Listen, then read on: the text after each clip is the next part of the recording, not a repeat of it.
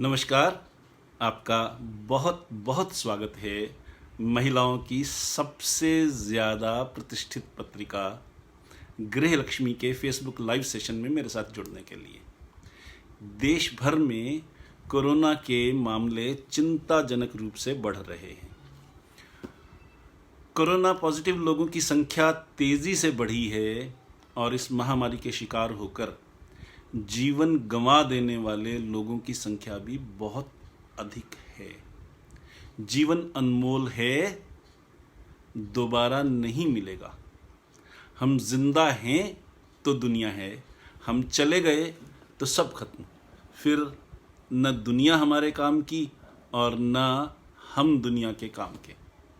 तो कोरोना से जो जाने जा रही हैं, इसमें दो फैक्टर एक साथ काम कर रहे हैं। पहला फैक्टर है हम सब की मिली जुली बेवकूफ़ी और दूसरा फैक्टर है डर। मैं आज दोनों की बात करूंगा। हमारी बेवकूफ़ी इस बात में है कि हम या तो जल्दबाज हैं या ओवर कॉन्फिडेंट हैं या सिरे से ही बेवकूफ़ हैं। अगर हम घर बैठे तंग आ गए हैं कि दोस्तों से नहीं मिल पा रहे, घर से बाहर नहीं जा पा रहे, घर में बंद गए, छुट्टियां नहीं मना पा रहे, शॉपिंग नहीं कर रहे, पिक्चर नहीं देख पा रहे, वगैरह वगैरह, तो हम इम्पेशेंट हैं। धीरज नहीं है, हमने धीरज खो दिया है और बेवकूफ़ी पर उतर आए हैं। ऐसा ही कुछ उनके साथ है जो ओवर कॉन्फिडेंट हैं कि अब तो कुछ हुआ नहीं हमें, भला आगे भी क्या हो जाएगा, बिना ये सोचे कि वैक्सीन के बारे में स्पष्ट है कि वैक्सीन लगने के बाद भी इसकी कोई गारंटी नहीं है कि हमको कोरोना नहीं होगा, हम कोरोना पॉजिटिव नहीं होंगे, इसकी कोई गारंटी नहीं। यूं भी पहली डोज के बाद तो हमारा इम्यून सिस्टम कमज़ोर होता है, बल्कि क्योंकि उस पर वो वर्क कर रही है दवाई। दूसरी डोज के बाद भी लगभग पहले 15 दिन तक, फर्स्ट फोर्टनाइट, हमारा इम्यून सिस्टम एक बच्चे के इम्यून सिस्टम जितना कमज़ोर हो जाता है और दूसरी डोज के लगभग एक फोर्टनाइट के बाद, 15 दिन के बाद एंटीबॉडीज बननी शुरू होती हैं। ये मैं नहीं कहता, मेडिकल साइंस कहती है। गूगल कर लीजिए, आपको पता लग जाएगा। और तीसरी किस्म के लोग वो हैं जो किसी की नहीं सुनते और मनमानी करते हैं।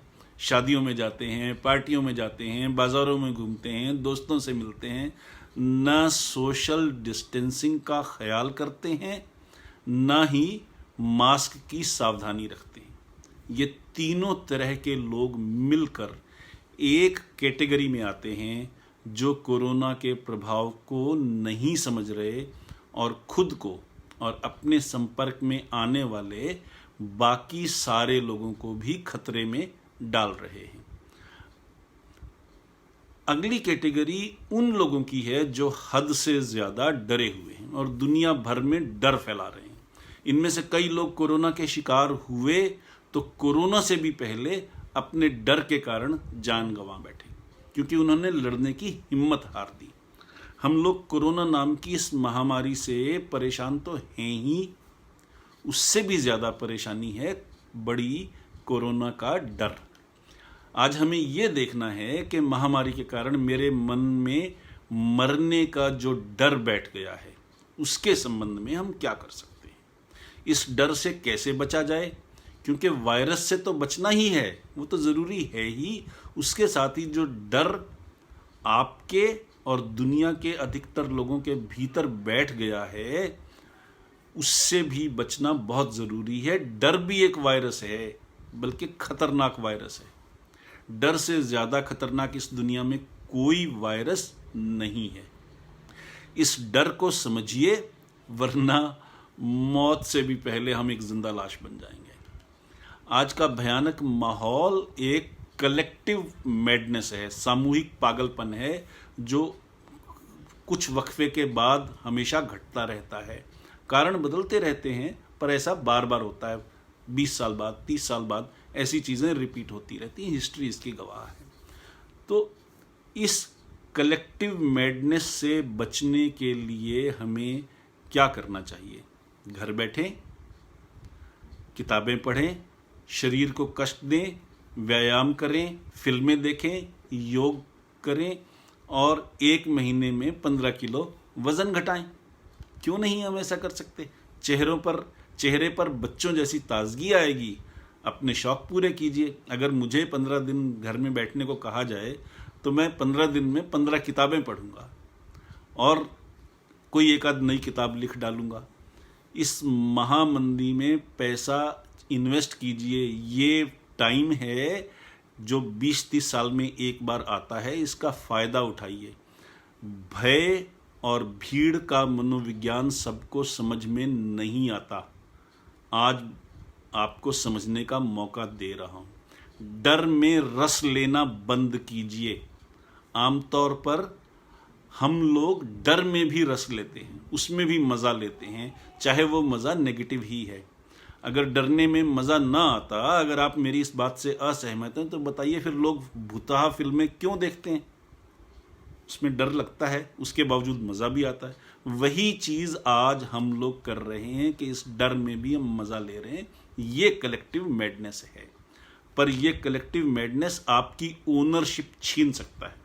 टाइम पर आपकी मिल्कियत है, आपका नियंत्रण है, वो नियंत्रण खत्म हो जाएगा। ये डर एक तरीके का आत्मसम्मोहन है, सेल्फ मेस्मराइजेशन है। इसलिए इसको बदलिए। बार बार इसी विचार को मत सोचिए, वरना केमिकल रिएक्शंस जो माइंड में होती हैं वो सचमुच हमारी जान ले सकती हैं। इस महामारी के अलावा और भी तो दुनिया में बहुत कुछ हो रहा है, उन पर ध्यान दीजिए। जब तक मौत ना आ जाए तब तक मौत से क्यों डरें? तो ये सच है कि अगर इस महामारी से हम अभी तक नहीं मरे तो भी किसी न किसी दिन तो मरना ही है, और वो एक दिन कभी भी हो सकता है। फिर विद्वानों की तरह जिए, जीवंत आदमियों की तरह जिए, लाइवली लाइफ जिए। क्राउड की तरह, भीड़ की तरह डरे हुए चेहरे के साथ क्यों जिए? तो आज हम सेहत की बात करेंगे, सेहत बनाने के तरीकों की बात करेंगे।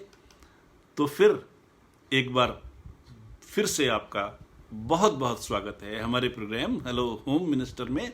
इस प्रोग्राम में हर हफ्ते रविवार को शाम 5 बजे हम एक नया टॉपिक लेकर हाजिर होते हैं। हमारा आज का टॉपिक है जीवन है अनमोल। मैं हूं पीके खुराना। मैं एक integrated success and happiness coach हूं। यानी मैं यह ट्रेनिंग देता हूं कि हम सफल कैसे हों और सफलता के साथ साथ सच्ची खुशी कैसे हासिल करें। Holistic success coupled with genuine happiness.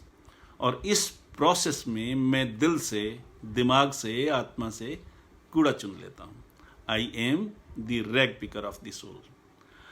आपको मालूम ही है कि आप सबके लाभ के लिए गृह लक्ष्मी की ओर से इस प्रोग्राम को रिकॉर्ड भी किया जा रहा है, ताकि आप जब चाहें इसे दोबारा भी देख सकें, या फिर आप हमारे YouTube चैनल हैप्पीनेस गुरु पीके खुराना पर भी इसे देख सकती हैं।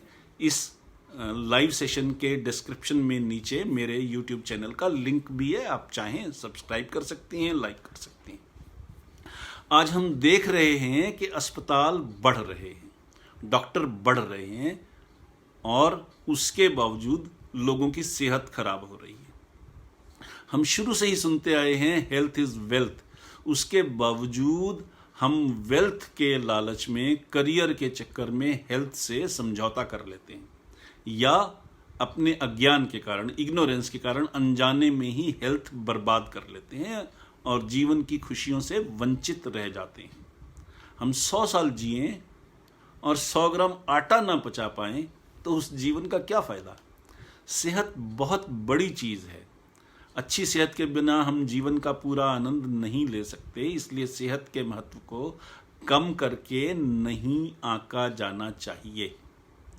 समस्या ये है कि हम जैसे जैसे ज़्यादा पढ़ लिख रहे हैं, जैसे जैसे हम सिविलाइज्ड हो रहे हैं, वैसे वैसे इग्नोरेंस बढ़ रही है और हम खुद ही सेहत के दुश्मन बने हुए हैं। यही कारण है कि आज हम सेहत के बारे में बात करने वाले हैं। सेहत के बारे में बात करने से पहले हमें यह जानना ज़रूरी है कि बीमारी आती कहाँ से है। बीमारी आती कहाँ से है? ये जानना ज़रूरी है। सोर्स का पता लग जाए, जेनेसिस का पता लग जाए, बीमारी कैसे पैदा होती है, कैसे हम तक पहुंचती है, कैसे हमें इफेक्ट करती है, तो हम उसको कंट्रोल कर सकते हैं। तो आज हम इसकी बात करेंगे, क्यों आती है, कैसे आती है, हम इससे कैसे बच सकते हैं। तो हमारे म्यूकोजल सरफेस वो जगहें हैं जहाँ से बीमारियाँ शरीर में प्रवेश कर सकती हैं। म्यूकोजल सरफेस वो जगहें होती हैं जहाँ म्यूकस यानी नमी होती है, और ऐसी 3 जगहें हैं, मुंह, आँखें और नाक। ये 3 जगहें हैं जो खतरनाक हैं, जहाँ से बीमारी हमारे शरीर के अंदर प्रवेश करती है, वायरस हमारे शरीर के अंदर प्रवेश करता है, बैक्टीरिया यहाँ से आता है। इसके अलावा कोई चोट लग जाए, कट लग जाए, वो भी एक और रास्ता है जब इन्फेक्शन के कारण वायरस या बैक्टीरिया सीधा हमारे शरीर में जा सकता है। तो हमारे शरीर में एंटीबॉडीज़ होती हैं जो किसी भी बीमारी से लड़ने के लिए कुदरत ने हमारा डिफेंस सिस्टम बना रखा है। वो एंटीबॉडीज़ हमारे शरीर में कुदरती तौर पर हैं। मेडिकल टर्मिनोलॉजी में इसे IgA यानी इम्यूनोग्लोबुलिन टाइप A कहा जाता है। This is the first barrier to disease.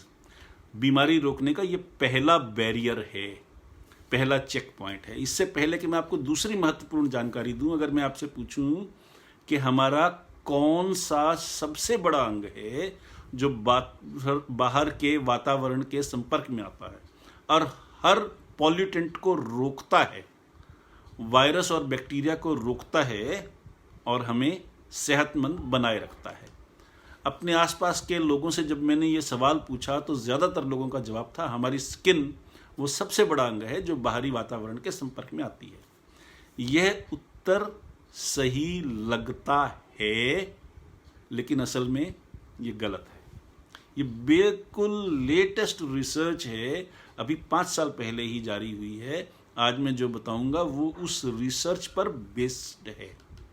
Research मैंने नहीं की, मेरा रोल सिर्फ इतना सा है कि मैं इस रिसर्च को आम लोगों की भाषा में समझाने की कोशिश कर रहा हूँ। वो अदालत में कसम खाकर कहते हैं कि जो मैं कहूँगा सच कहूँगा, सच के अलावा कुछ नहीं कहूँगा। तो आज मैं ये कहता हूँ कि मैं जो कुछ कहूँगा रिसर्च कहूँगा, रिसर्च के अलावा कुछ नहीं कहूँगा। तो मैं बात कर रहा था दूसरे महत्वपूर्ण सूत्र की, फैक्टर की। वो है हमारी आंतों पर लगी पतली सी लाइनिंग, वो पतली सी झिल्ली जो हमारा एक बड़ा डिफेंस सिस्टम है। हमारी आंत पर चढ़ी हुई ये झिल्ली एक आम कागज की मोटाई के 100वें हिस्से जितनी मोटी है, यानी इतनी पतली है कि कागज की जो मोटाई है उसके 100 हिस्से कर दें तो उतने लगभग मोटी है ये झिल्ली जो हमारी आंत पर चढ़ी हुई है, उस पर है। इस एक उदाहरण से ही आप समझ सकते हैं कि ये असल में कितनी पतली है, पर इसके जिम्मे कितना बड़ा काम है।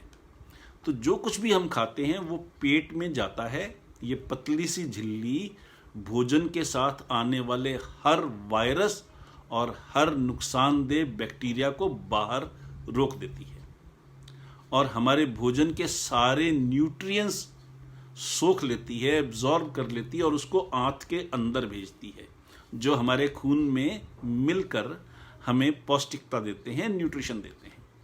होता ये है कि हमारे गलत खान पान के कारण ये झिल्ली कई जगहों से कट फट जाती है, इसमें छेद हो जाते हैं और फिर उन जगहों से बहुत से हानिकारक बैक्टीरिया या वायरस हमारे खून में पहुंच जाते हैं, जो बाद में हमारी बीमारी का कारण बनते हैं। झिल्ली के कट फट जाने की सिचुएशन को लीकी गट कहा जाता है। लीकी गट कहा जाता है जब हमारे खून में हानिकारक बैक्टीरिया या वायरस या कोई और गलत पदार्थ चला जाए तो हमारा डिफेंस सिस्टम कमज़ोर होने लगता है, खून गाढ़ा होने लगता है, खून के थक्के बनने शुरू हो जाते हैं, कोलेस्ट्रॉल बढ़ जाता है और कई तरह की बीमारियों की शुरुआत हो जाती है। तो बीमारी आने का एक कारण तो है हमारा गलत खान पान। इसे समझना बहुत ज़रूरी है। जब हम पिज़्ज़ा खाएं, बर्गर खाएं, चिप्स खाएं, पॉपकॉर्न खाएं, प्रोसेस्ड फूड खाएं, डेयरी प्रोडक्ट्स लें या मीट खाएं तो पक्का समझिए कि आपके टेस्ट बड्स तो खुश हो गए, आपको स्वाद तो पूरा आया, लेकिन सेहत गई तेल लेने। इससे होने वाले नुकसान के लक्षण शायद 20 साल बाद नजर आएं, क्योंकि हम अपने शरीर के सेल्फ हीलिंग प्रोसेस के कारण जिंदा तो बचे रह जाते हैं, लेकिन सेहत की ऐसी तैसी हो जाती है। यहां मैं 2 बातों पर जोर देना चाहूंगा। पहली चीज है डेयरी प्रोडक्ट्स और दूसरा है मीट। हमारे देश में दूध, दही, मक्खन, पनीर आदि का बहुत चलन है। गर्मियों में लस्सी का मजा ही कुछ और है, लेकिन साइंस कहती है कि डेयरी प्रोडक्ट्स हमारे लिए फायदेमंद नहीं हैं, इनसे बचना चाहिए। यही हाल मीट प्रोडक्ट्स का है। कुछ लोगों का ख्याल है कि जब हम मीट को पकाते हैं तो हाई टेम्परेचर के कारण इसके हानिकारक बैक्टीरिया खत्म हो जाते हैं। बहुत से रोगों में तो खुद डॉक्टर ही नॉनवेज लेने की सलाह देते हैं।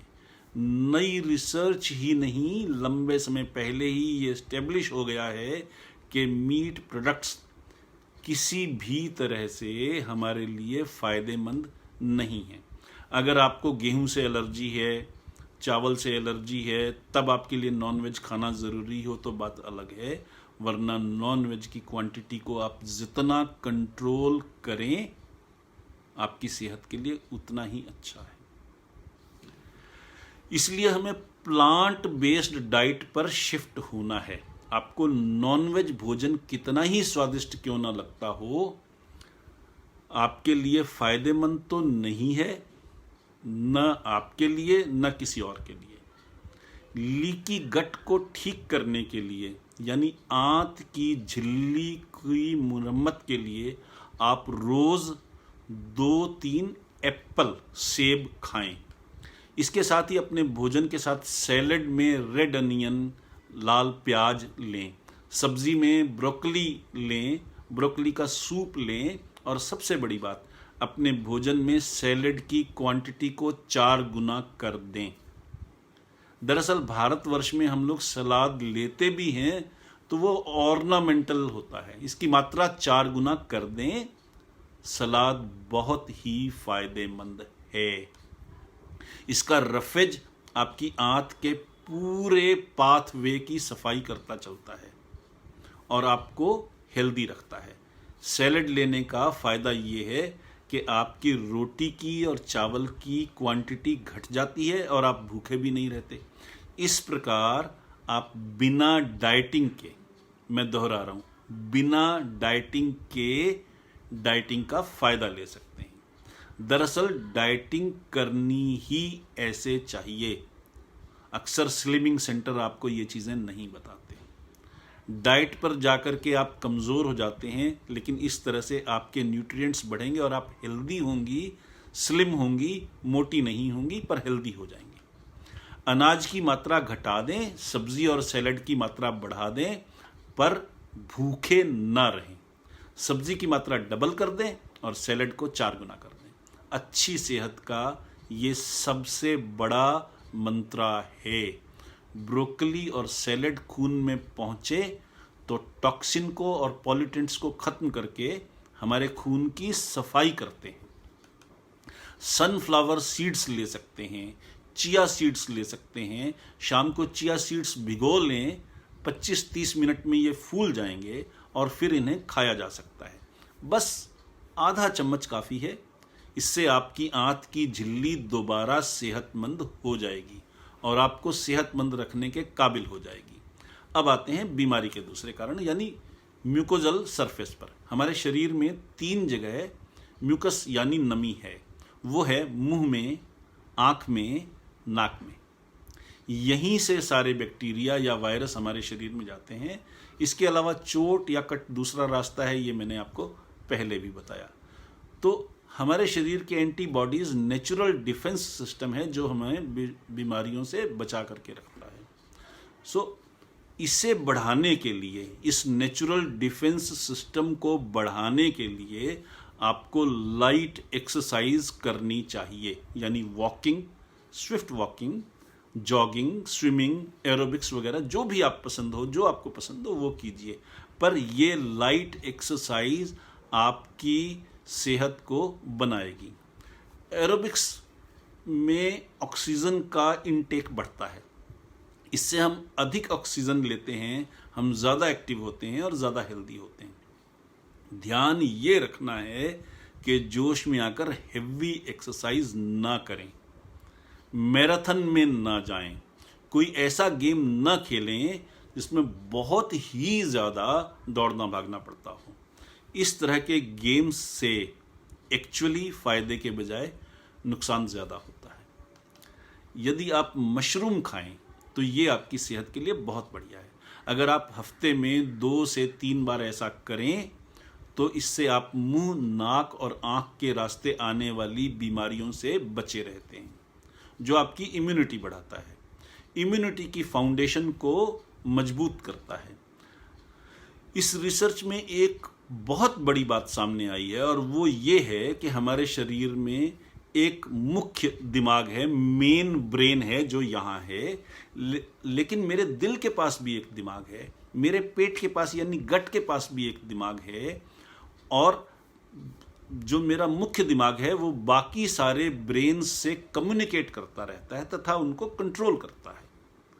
तो हमारे शरीर के अंग अंग में अलग अलग छोटे छोटे छोटे छोटे दिमाग हैं जो उस मेन ब्रेन से कनेक्टेड हैं, उसकी डायरेक्शंस को फॉलो करते हैं, उस तरीके से हम काम करते हैं। तो मोटी बात यह है कि मेरा दिल किसी और को ट्रांसप्लांट कर दिया जाए तो उस आदमी के खाने पीने की आदतें बदल सकती हैं, बात करने का तरीका बदल सकता है, पसंद नापसंद बदल सकती है। इसी तरह यदि पेट खुश मूड में हो तो पेट खराब हो तो मूड खराब होना आम बात है, और पेट में संतुष्टि हो तो आपका मूड जो है वो खुशी वाला होगा। क्योंकि मेरे पेट का दिमाग यानी गट का दिमाग मेन ब्रेन से कम्युनिकेट कर रहा है। गट के इस ब्रेन को एंटेरिक नर्वस सिस्टम कहा जाता है। एंटेरिक नर्वस सिस्टम यानी ENS हमारा सेकंड ब्रेन है जो बहुत इंपॉर्टेंट है। पुराने ज़माने में अगर किसी को पागलपन का दौरा पड़ता था तो वैद्य लोग कहते थे इसके दिमाग में गर्मी चढ़ गई है, और वो उसे दिमाग के बजाय पेट ठीक करने की दवाई देते थे, आदमी ठीक हो जाता था। और जैसा कि मैंने बताया कि गट का ब्रेन खुश हो तो मूड खुश, और गट का ब्रेन टेंशन में तो हम टेंशन में। हमारे शरीर में एक हैप्पीनेस ग्लैंड है जिससे सीरोटोनिन नाम का हार्मोन सीक्रेट होता है। सीरोटोनिन सीक्रेट होने पर हम खुश हो जाते हैं। अच्छा खाना खाएं तो सीरोटोनिन खुद ब खुद बनना शुरू हो जाता है। ये हमारे गट के ब्रेन यानी सेकंड ब्रेन का कमाल है। जब हम टेंशन में होते हैं तो हमारा दिमाग एक हार्मोन सीक्रेट करता है जिसका नाम है कोर्टिसोल। ये तनाव बढ़ाने वाला, टेंशन बढ़ाने वाला केमिकल है। जब कोर्टिसोल निकलता है तो बाकी सारे केमिकल बनने बंद हो जाते हैं और तनाव बढ़ता चलता है। तनाव बढ़ना बीमारी का सबसे बड़ा कारण है। लगभग सभी तरह की बीमारियों का मेन रीज़न टेंशन है। तो हमें समझना चाहिए कि जिस तरह से गलत खान पान से बीमारियां आती हैं वैसे ही तनाव बढ़ने से कई बीमारियां आती हैं जो कि ज़्यादा खतरनाक हैं। कुदरत ने हमें बहुत सारे गिफ्ट्स दिए हैं, हमें अगर उनका पता हो, हम उनका प्रयोग करना सीख लें तो हम जीवन भर खुश रह सकते हैं। हमारे शरीर में 2 बिलियन सेल हैं। ये नेचुरल किलर सेल हैं जो किसी भी बीमारी को, वायरस को या बैक्टीरिया को तुरंत मार सकते हैं। इन्हें रैपिड रेस्पॉन्स सेल भी कहा जाता है। लेकिन ये हमारी सोच डर से भरी हुई हो तो ये सेल या तो ओवर रिएक्ट करते हैं और खुद को ही मारना शुरू कर देते हैं या सरेंडर कर देते हैं, जिससे इनकी गिनती कम हो जाती है और वायरस या बैक्टीरिया को अटैक करने की छूट मिल जाती है। तो रिसर्च ये कहती है कि अगर हम बेरीज खाएं हफ्ते में 3 से 4 बार, स्ट्रॉबेरी, क्रैनबेरी, गूसबेरी, ब्लूबेरी या ग्रेप्स, कुछ भी, बस 1 कप हफ्ते में 3 से 4 बार, तो हमारी डिफेंस सिस्टम के ये सेल स्ट्रांग हो जाते हैं और हम बीमारियों से बचे रहते हैं। घूम घुमाकर बात यही आती है कि हमारा खान पान ठीक हो और विचारों में निराशा ना हो, तो हम किसी भी बीमारी का शिकार होने से बचे रहते हैं। बीमारियों से बचने में विचारों की शक्ति का रोल बहुत बड़ा है। हमने बहुत बार अपने पिछले एपिसोड्स में इस पर बड़ी डिटेल में बात की है। अब मैं आपको एक और मोती देने वाला हूं, ध्यान दीजिएगा। सेहतमंद बने रहने में 3 चीजों का रोल है। नंबर 1 भोजन, नंबर 2 लाइट एक्सरसाइज और नंबर 3 हमारे विचार। आप यूं समझिए कि इन तीनों में भोजन का रोल 5% है, जस्ट 5%। एक्सरसाइज का रोल 20% है और विचारों का रोल 75% है। आप इसी से अंदाजा लगा सकती हैं कि विचारों पर मैं हमेशा ही इतना जोर क्यों देता हूं और आज के ज़माने में हैप्पीनेस गुरु जैसे आदमी की ज़रूरत ज़माने को क्यों है। इसलिए कि हमारे विचारों में प्रेरणा हो, निराशा ना हो, हताशा ना हो, खुशी हो, मोटिवेशन हो, आगे बढ़ने की लालसा हो, और वही काम मैं करता हूं। तो जब आप खाना खाएं तो पूरी तरह से भोजन में मग्न हो जाएं। भोजन के अलावा किसी और चीज पर ध्यान ना दें। खूब चबा चबा कर खाएं। हर कौर में, हर बाइट में अपना सलाइवा मिलने दें और भोजन का पूरा आनंद दें। इससे आप खुश रहेंगी और सलाइवा दवाई की तरह काम करता है हमारे लिए, हमारे डिफेंस सिस्टम को मजबूत करने के लिए। यही गुर अपने परिवार के हर मेंबर को सिखाइए। घर की सबसे बड़ी यूनिवर्सिटी आप हैं। आप घर का खूंटा हैं। आपसे घर बनता है और आपसे घर चलता है। पूरा घर आपके इर्द गिर्द बंधा हुआ है, आपसे बंधा हुआ है। तो जब आपने ये समझ लिया कि परिवार के बाकी सदस्यों को समझा दिया, तो पूरा परिवार आनंद में रहेगा, पूरा परिवार स्वस्थ होगा, समाज स्वस्थ होगा, समाज स्वस्थ होगा तो देश स्वस्थ होगा। अब आते हैं अगली बात पर जो आपके लिए इतनी ही ज़रूरी है। अगर हम हिंदुस्तानी महिलाओं की जनरल रूटीन देखें तो समझ में आता है कि गड़बड़ कहाँ है। जब हम एरोप्लेन में सफ़र करते हैं तो हमें यह कहा जाता है कि अगर जहाज़ में ऑक्सीजन की कमी हो जाए तो ऑक्सीजन मास्क ऑटोमेटिकली आपके चेहरे के सामने गिर करके आ जाएगा।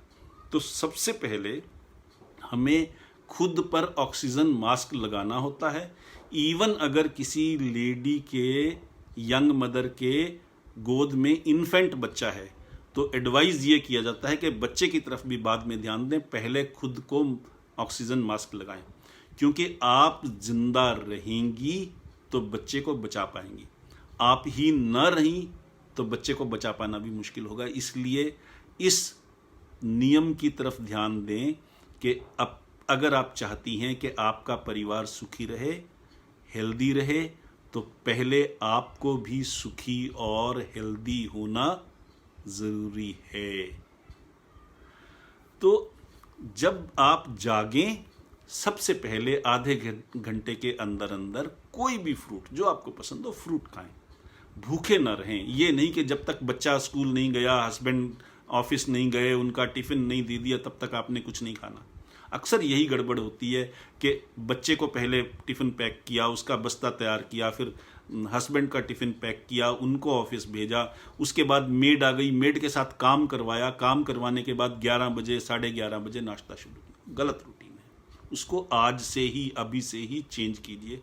उठें, आधे घंटे के अंदर अंदर कोई फ्रूट जरूर खाएं। उसके बाद फिर बेशक 1 घंटे बाद आप आराम से मनपसंद नाश्ता करें। हस्बैंड जाएं, तुरंत नाश्ते पर बैठ जाएं। मेड वाले काम को 5-10 मिनट, 15 मिनट का विश्राम दे दें। कोई दिक्कत नहीं, मेड इतने में भाग नहीं जाएगी। आप रूटीन बना लेंगे तो मेड को आपकी इस रूटीन की आदत पड़ जाएगी। गर्मी का सीजन है, पानी की प्यास लगती है, कितना पानी पिएं और कैसे पिएं, दोनों चीज़ें बड़ी सिग्निफिकेंट हैं। पहली चीज़, पानी कभी भी खड़े होकर नहीं पीना चाहिए, उससे घुटनों में दर्द हो जाती है। दूसरी चीज़, पानी कभी भी गट गट करके नहीं पीना चाहिए। बल्कि घूंट घूंट करके पीना चाहिए। एक घूंट मुंह में लिया, अपने सलाइवा को उसमें मिलाने दिया, उससे वो अल्कलाइन नेचर का हो जाएगा और आपके लिए दवाई की तरह काम करेगा। वो पानी पी लिया आपने एक घूंट, फिर दूसरा घूंट भरिए, फिर तीसरा घूंट भरिए और बैठ करके पीजिए, तसल्ली से पीजिए। पानी को चाय की तरह पीजिए। ये गुर है बहुत बड़ा खुश रहने का, स्वस्थ रहने का। इसी तरह से खाने पीने में विंडो सिस्टम रखिए। विंडो सिस्टम का मतलब है एक निश्चित टाइम हो कि आपने इतने बजे नाश्ता करना है, इतने बजे बाद में फ्रूट खाना है, इतने बजे लंच करना है, इतने बजे स्नैक्स लेने हैं, इतने बजे डिनर लेना है। जब आप ये विंडो सिस्टम रखेंगी तो ये नहीं होगा कि हमेशा मुंह चल रहा है या हमेशा भूख लग रही है। आपको हमेशा की भूख से बचने का तरीका है ये जो मैं बता रहा हूं कि विंडो सिस्टम रखिए। और कभी भी रात को सोते समय ड्राई फ्रूट्स या हैवी फूड मत लीजिए। फ्रूट्स भी सोने से काफ़ी पहले लीजिए। 5-6 बजे के आसपास अगर आप फ्रूट ले लें और कोशिश करें कि आपका डिनर अगर 8 साढ़े 8 बजे ख़त्म हो जाए तो बहुत बढ़िया है, क्योंकि आपको उसके बाद 2 घंटे 3 घंटे भोजन को डाइजेस्ट करने का टाइम मिल जाता है। जब आप ऐसा कर लें तो आपकी वो जो भोजन है वो आपके शरीर की हेल्थ और ब्यूटिफिकेशन दोनों के लिए, मैं दोहरा रहा हूँ, हेल्थ एंड ब्यूटिफिकेशन दोनों के काम आएगा। जिस तरह से आप हल्दी का उबटन लगाती हैं वैसे वो भोजन अंदर जाकर के आपको ब्यूटीफाई करेगा, नेचुरली ब्यूटीफाई करेगा। आपको मेकअप कम से कम करना पड़ेगा, सैलून का खर्चा कम हो जाएगा। वो पैसे आप मुझे भेज सकती हैं जब भी आपका दिल चाहे। तो सोने से पहले 1 घंटा पहले गुनगुना दूध लें हल्दी के साथ। अब इस दूध को बनाने का तरीका भी समझ लीजिए। ये भी बड़ा एक साइंटिफिक तरीका है कि दूध में कच्ची हल्दी नहीं लेनी चाहिए आपको। दूध में हल्दी तभी डालें जब आप उसको आंच पे चढ़ाएं और दूध को उबलने दें, पूरे टेम्परेचर तक उबलने दें। फिर जब वो धीरे धीरे ठंडा हो जाए और उस लेवल पे आ जाए कि गुनगुना हो गया, वार्म हो गया, ल्यूक वार्म हो गया, आप उसको पी सकती हैं, तब पीजिए। और वो आपके सोने से अगर 1 घंटा पहले पी लें, दूध की उस हल्दी से भी ब्यूटिफिकेशन होगी और वो मेडिकेशन का भी काम करेगा। और दूध में अमीनो एसिड होता है, उससे आपको नींद आती है। तो 1 घंटा पहले अगर आपने दूध पी लिया तो आपको नींद आने में आसानी होगी और आप हेल्दी रहेंगी, पूरी नींद मिलेगी, रात को बार बार नींद उचटेगी नहीं। ये इसका फ़ायदा होगा। इस चीज़ का ध्यान रखें। उम्मीद है मैंने जो कुछ बताया आपने हर चीज़ को बहुत ध्यान से सुना होगा और मैं भगवान से प्रार्थना करता हूं कि आपको इसका सचमुच बहुत बहुत बहुत बहुत फ़ायदा मिले, ताकि आपकी आगे की ज़िंदगी बदले, ज़्यादा सुख वाली हो, ज़्यादा खुशी वाली हो। आखिर में मैं यही कहूँगा कि आप सब ने इतने धीरज से मेरे साथ इतना समय गुजारा, इसके लिए दिल से शुक्रिया। आपके मन में कोई सवाल हो, कुछ पूछना हो, बताना हो या कोई सुझाव देना हो तो आप मुझसे मेरी मेल आईडी info@mailpkk.com पर या फिर हमारे नंबर 6284696674 पर संपर्क कर सकती हैं। इसके साथ ही हेलो होम मिनिस्टर प्रोग्राम का आज का टॉपिक जीवन है अनमोल अब खत्म होता है। अपने होस्ट हैप्पीनेस गुरु PK खुराना को अब इजाज़त दीजिए। अगले हफ्ते रविवार को शाम 5 बजे फिर मिलते हैं एक नए टॉपिक के साथ। तब तक के लिए खुश रहिए, स्वस्थ रहिए, जीवन का आनंद लीजिए। नमस्कार।